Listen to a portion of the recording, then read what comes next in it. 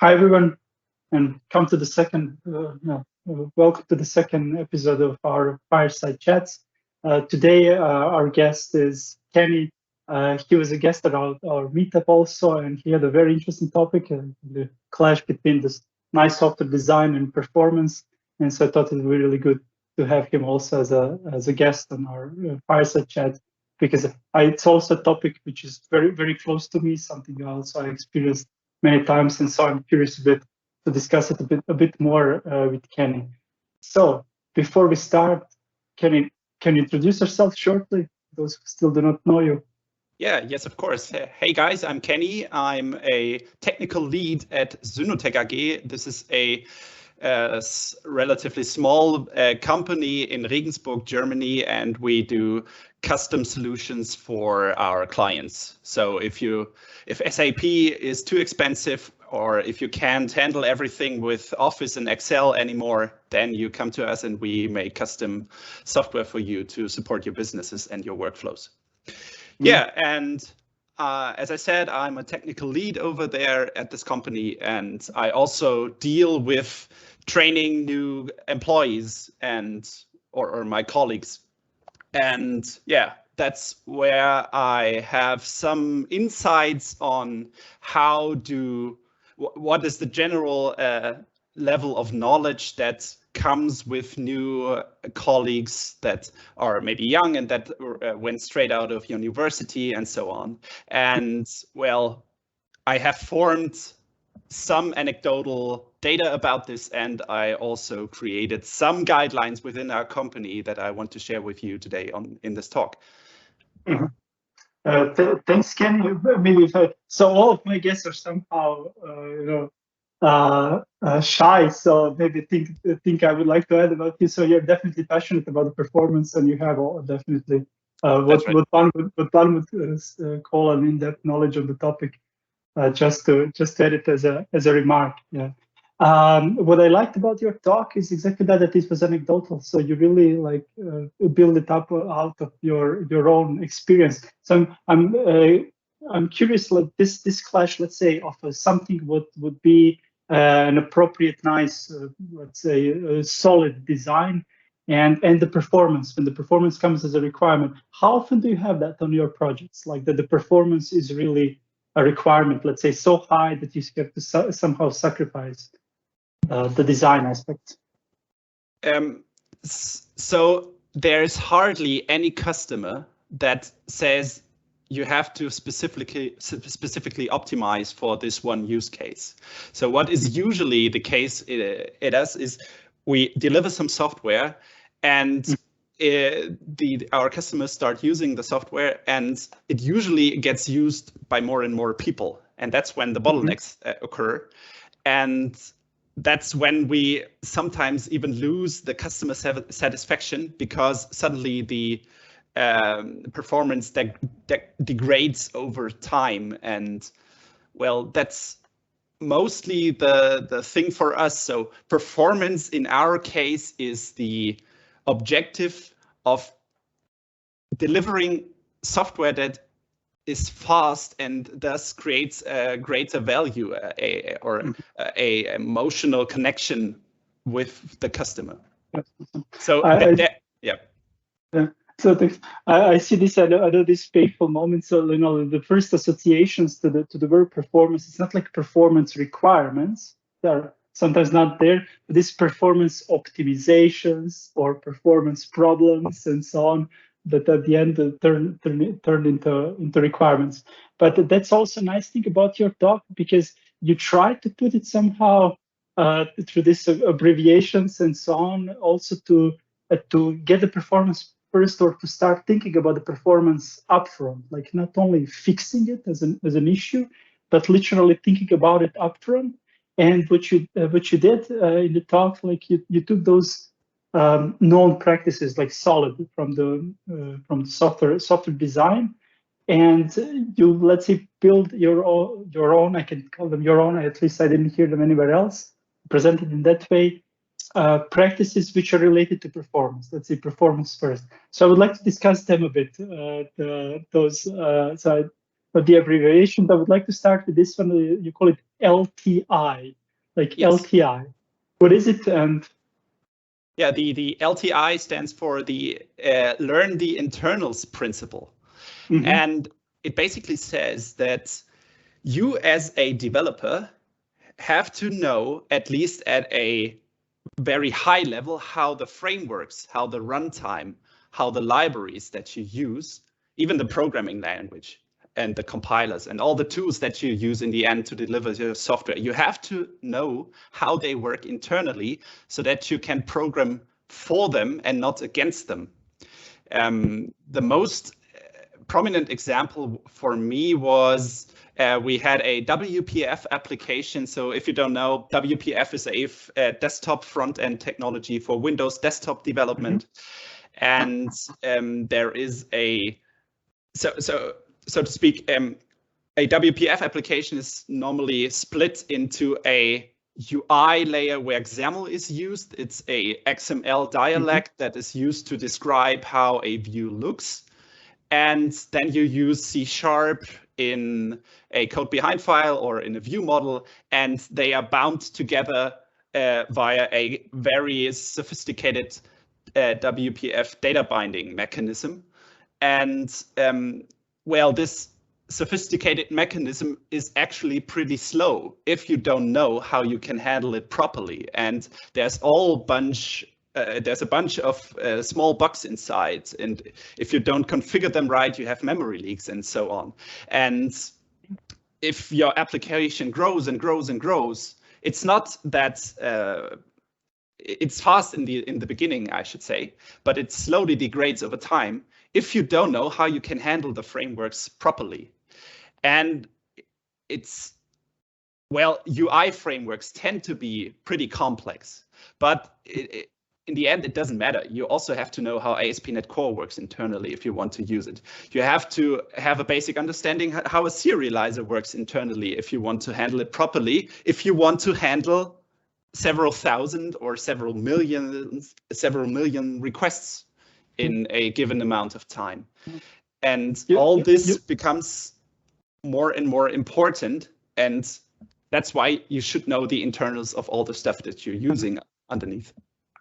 You mentioned that you do the trainings, internal trainings, and especially with novice developers and so on. So, in your opinion, what do you see? How close this principle is in the practice? How many developers literally know the frameworks they're using? Just out of your experience of yours, almost no one. You're not generalizing here, so it's just literally out of our own experience. Almost no one. Yeah, somehow would be also, let's say, my experience as well. But my interesting question to this is where to draw the line. For example, in your talk, by the way, I will put the link later below to the original talk as well. You went into, like, I would say, real depth in some topics, and they are all somehow relevant for a developer understands them, can really get the most of the best out of the system of .NET. But do you expect, let's say, a regular .NET developer or C# developer to really go that deep? So this question of the, like where to draw the line.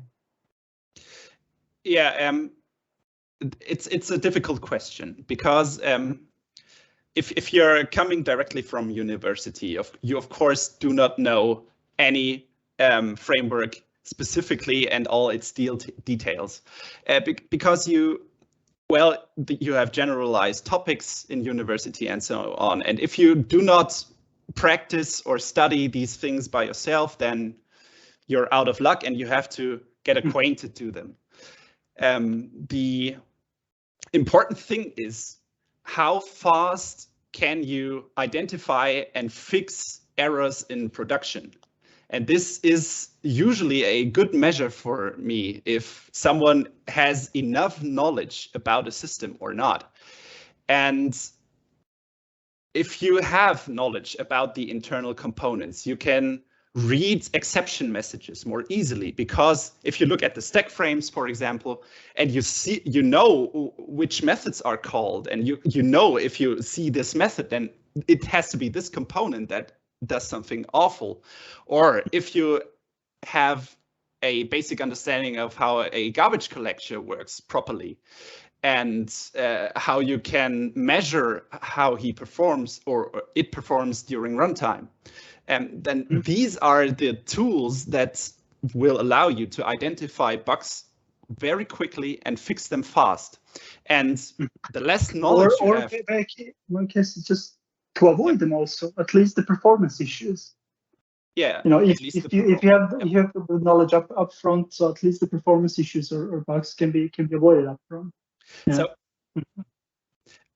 what I should hint at to answer this question properly is basically in our current environment where we train new developers, we have a tendency to focus more on design principles and patterns and practices.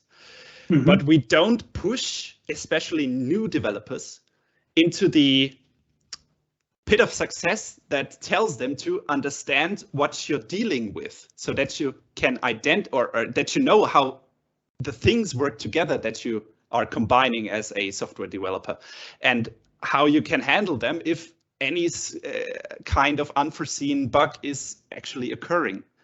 So we basically have a environment where we push people to learn factory patterns or structural behavior patterns like strategies and so on. We have a whole catalog of them, but how do we teach them how to read code, how to understand flow control, how to understand how an object-oriented graph works together when there's a lot of objects, how the functional programming, for example, if there are statements that are really condensed, we don't teach people stuff like this so that they can effectively reuse the code that they are actually reusing in day-to-day projects. Yeah.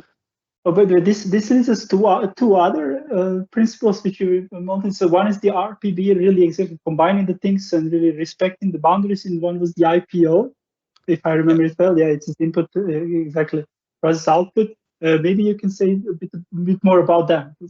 So what? Yeah, RBB. Yeah.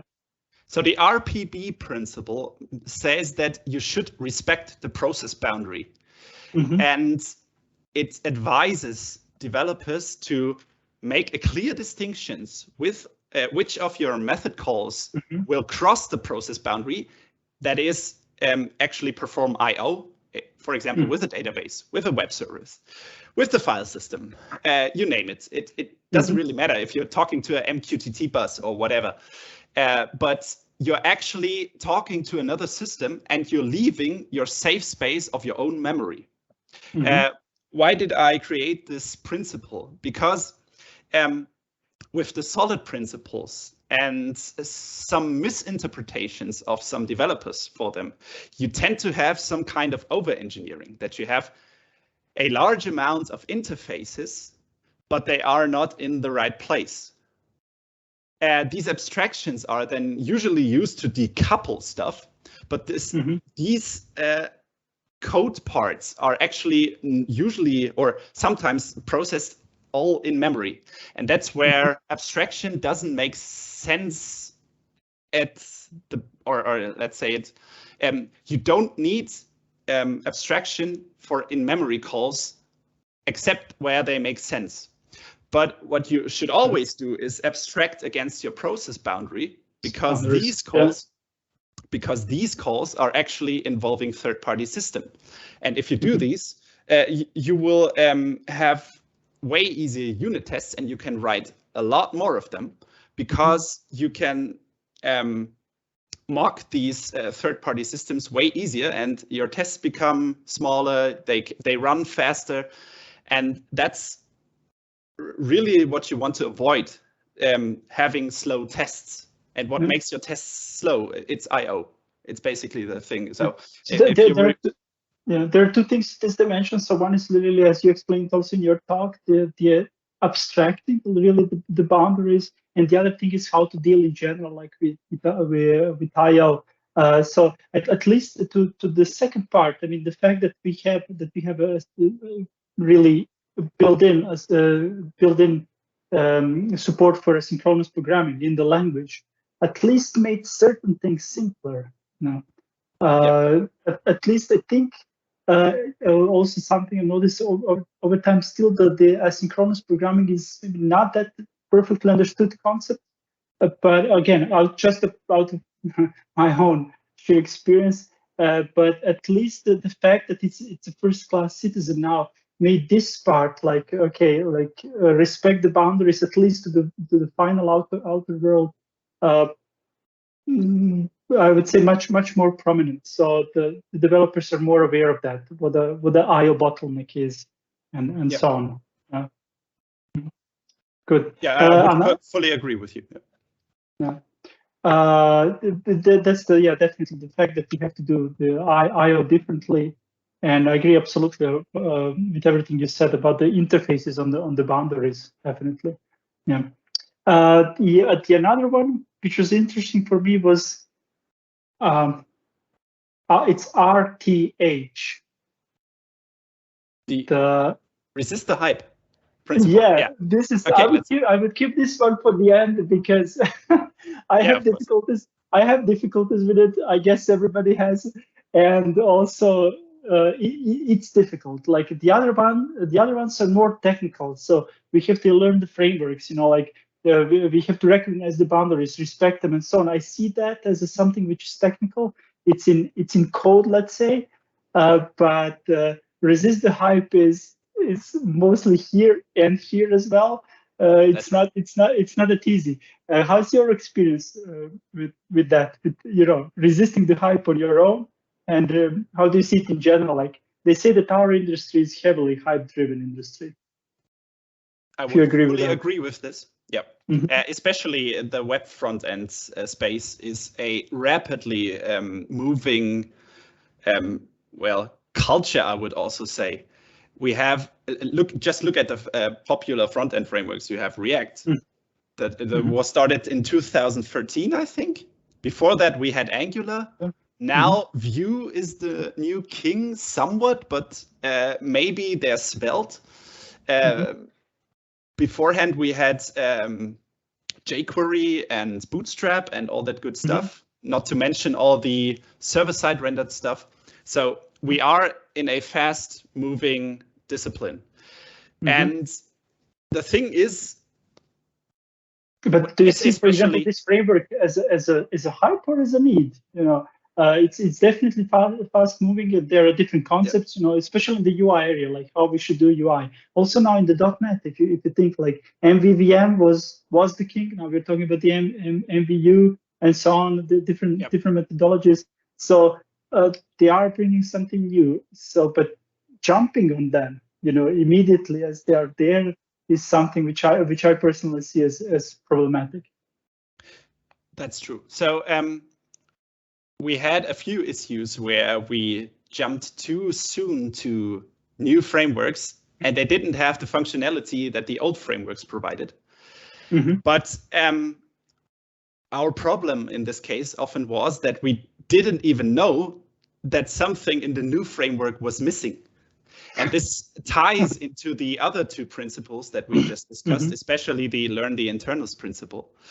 If you don't actually know why your stuff is working, you just use them as a client and you don't even know how they work internally and if you want to switch to a new framework and you need to evaluate, does this have all the things that we need? Then you're pretty much out of luck, because you will start using it. It will probably work pretty fine in the first few weeks or even months. And then you suddenly come to a point where you need that one special feature. And you either have to work around it, which might produce, for example, a lot of boilerplate code, or you can, try to force the probably open source maintainers to implement faster so that there are enough memes about this on the internet. You can look them up, or you're basically out of luck. So what the resist the hype principle says is you should know why you want to switch to new technology or incorporate any technology at all, or it can also be patterns. It doesn't matter. It's something that comes or is incorporated by you into your software development process. It can also be tools, but you have to have a solid explanation why this is better than something else, instead of just saying everybody uses it. And I think it's cool. And I had a look at it yesterday, and it's awesome. I smiled all the night. So that's not a proper argument. Of course, these arguments will not be this profane when you discuss them with your colleagues. But in general, if you have an environment where knowledge or deep knowledge about certain frameworks is not respected or is not looked upon, then you will probably miss something that the new framework might not have, or the new design pattern. As you mentioned, it's on all levels. It's not just a framework level. It's like the patterns, like whatever microservices are crossing my mind right now. Like okay, for example, do we really need them everywhere? And tooling as well. Yeah, definitely like that. Tooling as well. Now, when you were saying it, I mean, I recognize myself like in plenty of this. We had recently actually a situation where I definitely propose a framework which I fall in love with. It was literally a love on the first sight. But I was calm enough to give the guys to really try it and compare it with some other solutions, and it turned out simply on exactly this what you were saying. Like everything is fine. This love on the first sight. But if you dig a bit deeper, it turned out that it doesn't offer what let's say competitive frameworks offer. So it's definitely then having the courage simply to say, okay, I will not follow the hype, unfortunately. Anyhow, we are chatting for a while, so I mean we could continue, but we will keep the chat shorter. I just wanted to motivate all of those who are listening literally to take a look on the original talk. It goes into much more depth on many topics, so the link will be below. And I hope like this short discussion on the principle will motivate you also to really take a look on this. And I also hope that this abbreviation will actually start circulating. They start to stick. I personally like them, like learn the internals, resist the hype, and so on. If we start learning using them like LTIs and RTH and so on, definitely, once one become conscious, it helps definitely, to get better products and be better programmers. So, Kenny, thanks a lot. Yeah, I hope we'll have you as you guys on Fireside Chat and meetups in general. And to everyone, hi, thanks for watching us. As always, the links for everything we discussed will be in the description. Thank you. Yeah, bye-bye. Thanks for having me. Thank you. Bye.